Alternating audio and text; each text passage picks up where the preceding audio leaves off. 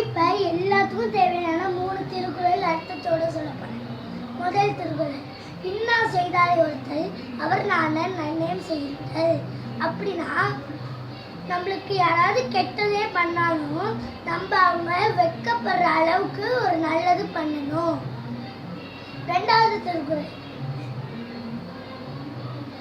எண்ணி துணிந்த கருமம் துணிந்த பின் எண்ணுவோம் என்பது இழுக்கு. அப்படின்னா ஒரு விஷயம் செய்யறதுக்கு முன்னாடி நல்லா யோசிக்கணும்.